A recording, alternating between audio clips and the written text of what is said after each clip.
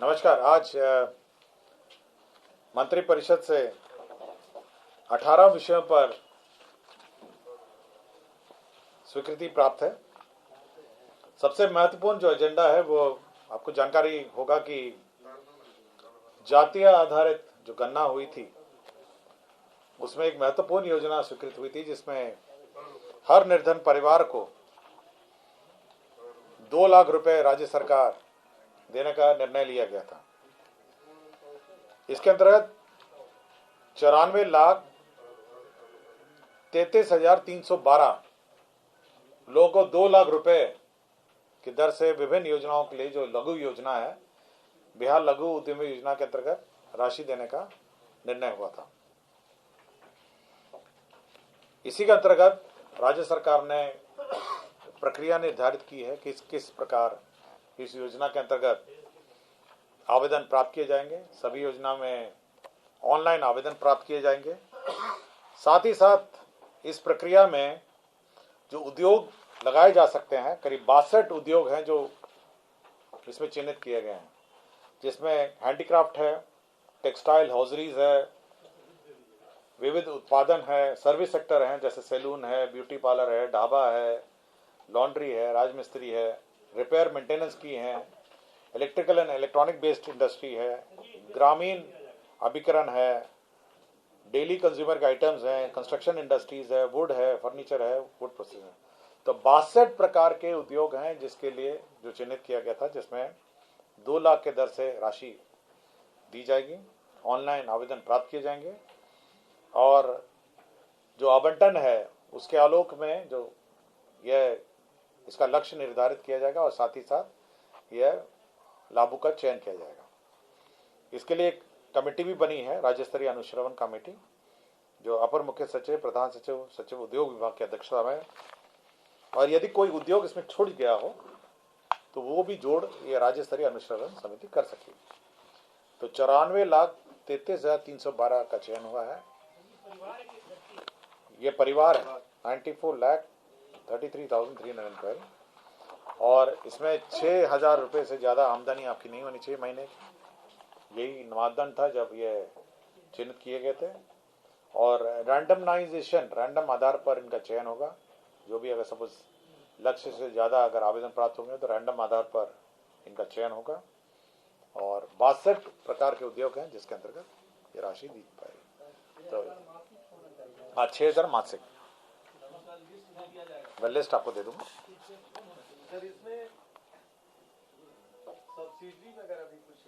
ये पूर्ण रूप से सब्सिडी, इसमें लोन और सब्सिडी नहीं है। पूर्ण रूप से आपको 2 लाख रुपए दी जाएगी या 3 किस्तों में दी जाएगी। नहीं, सरकार वापस नहीं लेगी। इसमें 3 किस्तों में दिया जाना है। मैं किस्त बता देता हूं। इसमें प्रथम किस्त जो होगा परियोजना लागत का 25% होगा। द्वितीय किस्त जो होगा 50% होगा और तीसरा किस्त होगा 25%। ठीक है। श्रम संसाधन विभाग, श्रम संसाधन विभाग में एक योजना स्वीकृत थी 2011 में, जिसका नाम था बिहार शताब्दी असंगठित कार्य क्षेत्र कामगार शिल्पकार सामाजिक सुरक्षा योजना। ये 2011 में स्वीकृत था। और इस योजना के अंतर्गत जो हमारे असंगठित मजदूर हैं, जैसे रेडी चलाते हैं, रिक्शा चलाते हैं, जो असंगठित मजदूर हैं, कामगार शिल्पकार हैं, लेबर है, प्लम्बर है, मिस्त्री है, इलेक्ट्रीशियन है, मतलब जो असंगठित क्षेत्र में है, जो किसी कंपनी या किसी औद्योगिक संस्था में कार्यरत नहीं है किंतु अपना व्यवसाय अपने करते हैं, उनके असामयिक मृत्यु, उनकी अचानक मृत्यु, उनकी नॉर्मल मृत्यु, और यदि वो स्थायी रूप से अपंग हो जाते हैं तो उनके लिए राशि निर्धारित की थी। तो मृत्यु के लिए जो राशि थी, दुर्घटनाग्रस्त मृत्यु के लिए, वह 1 लाख थी।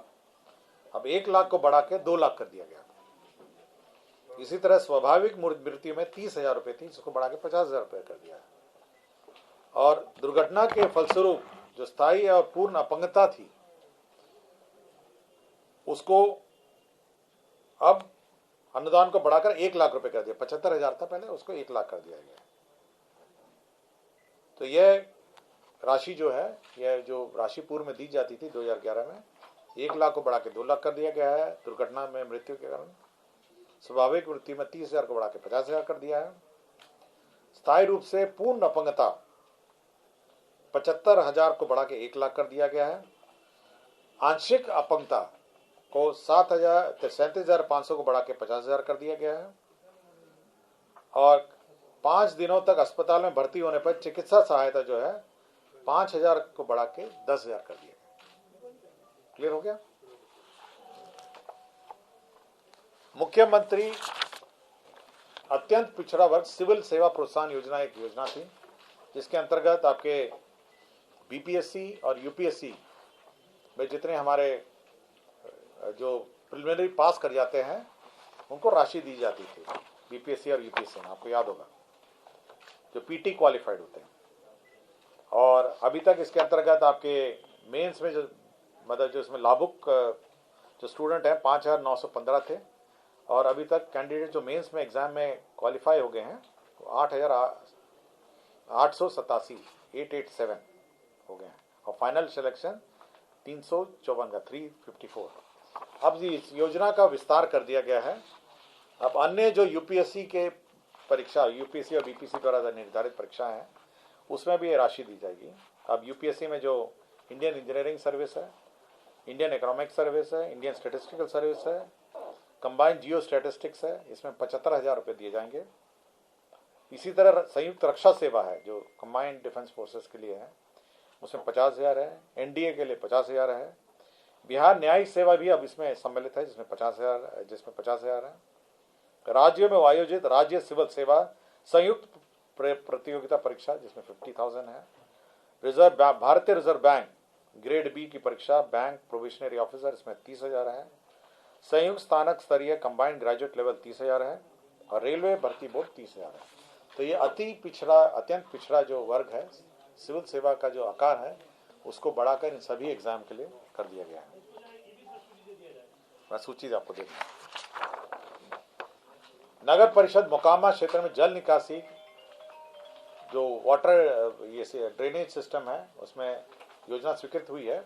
मोकामा में 40,56,15,100 रुपए। तो मोकामा में ये जल निकासी की योजना स्वीकृत हुई है। बिहार निवास, दिल्ली में हम लोग के 3 भवन है। बिहार निवास है, बिहार भवन है और बिहार सदन है। 3 भवन है। तो बिहार सदन नया है, बिहार निवास और बिहार भवन जो है पुराना है। यह निर्णय लिया गया कि सर्वप्रथम बिहार निवास को तोड़ के अब एक नया भवन बनाया जाए, और इसके लिए व्यय जो होगा 121.83 करोड़ का व्यय होगा। तो बिहार निवास को तोड़ के नया बनाया जाएगा। और इसमें मैं बता देता हूँ कितने कमरे होंगे। यह 6 मंजिला भवन होगा, जिसमें 72 कमरे होंगे, 3 वीआईपी होंगे और 7 वीवीआईपी होंगे। और साथ ही साथ कुछ लंबे अवधि में जो रहना चाहेंगे वह 14 रूम 1 BHK एक बेडरूम अपार्टमेंट है और 6 2 बेडरूम अपार्टमेंट है। तो 121.83 करोड़ की योजना होगी। अब बिहार निवास को नया बनाया जाएगा। चाणक्यपुरी वाला है ये, अशोक होटल वाला नहीं है, ये चाणक्यपुरी वाला है। मुख्यमंत्री चिकित्सा सहायता कोष के माध्यम से जो गुर्दा रोग है, जो आपके लिवर ट्रांसप्लांट जो करते हैं, उनको दवाई में, लिवर ट्रांसप्लांट के बाद दवाई में बहुत महंगा पड़ता है।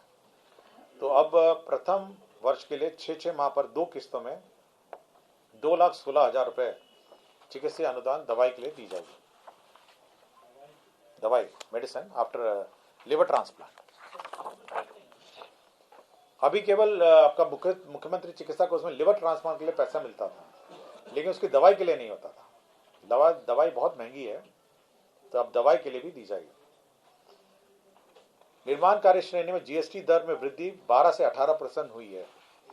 तो कुछ योजनाएं जो हैं ये दोनों पार्ट में रहा, कुछ 12% में भी, आधा 12% में कार्यरत रहे हैं और आधा 18% में।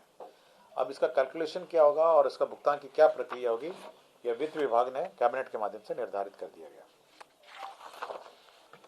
उद्योग विभाग का प्रस्ताव था messrs Parman nutritional private limited, Lalganj, Fakuli road, गांव कोवा, मोहम्मदपुर, वैशाली, इसमें 170.35 करोड़ की एक योजना में SIPB की क्लियरेंस कैबिनेट ने दी है। इसके अंतर्गत टमाटो पेस्ट एवं टमाटो केचप का निर्माण किया जाएगा। तो ये औद्योगिक क्लियरेंस है, 170 करोड़ का निवेश है, टमाटो पेस्ट एवं टमाटो केचप का परियोजना है। गया जिला अंतर्गत एक वलवाहन सोलर लिमिटेड का एक प्लांट था, वलवाहन सोलर लिमिटेड।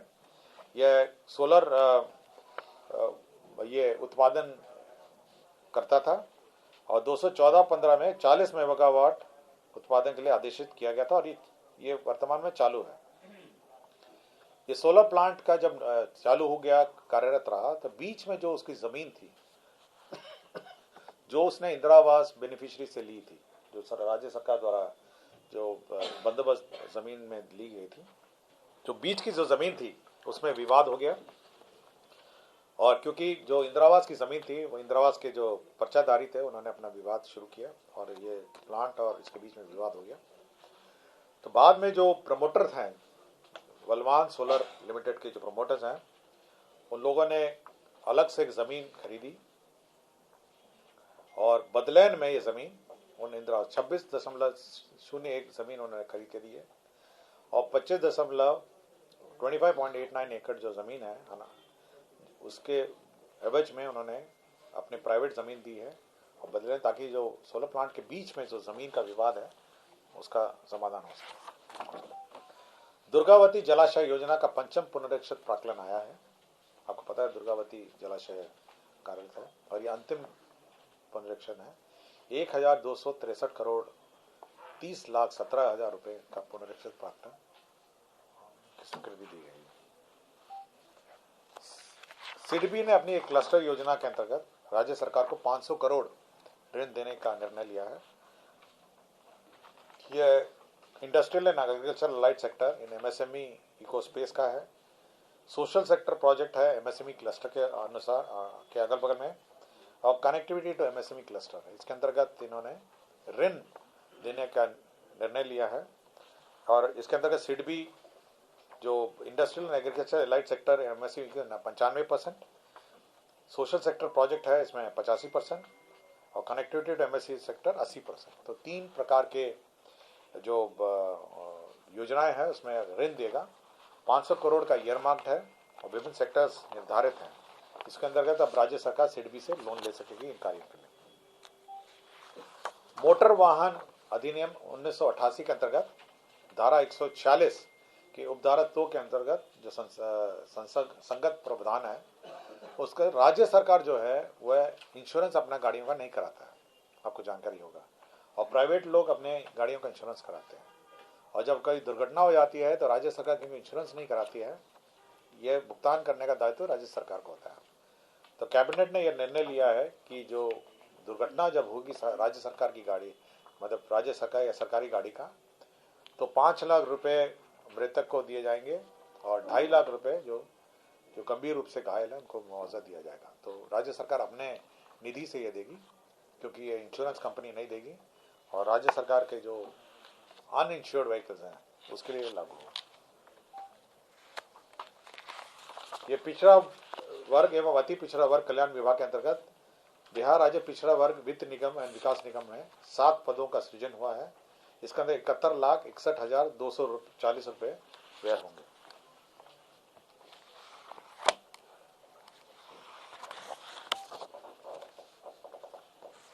यह कृषि विभाग का प्रस्ताव था। बिहार उद्यान अधीनस्थ सेवा प्रखंड उद्यान पदाधिकारी भर्ती प्रोन्नति एवं सेवा नियमावली 2024, इसमें जो इनकी सेवा नियमावली निर्धारित है और साथ ही साथ जो संविदा पे कार्यरत हैं उनके लिए वेटेज का भी इसमें प्रावधान किया गया है नियुक्ति में।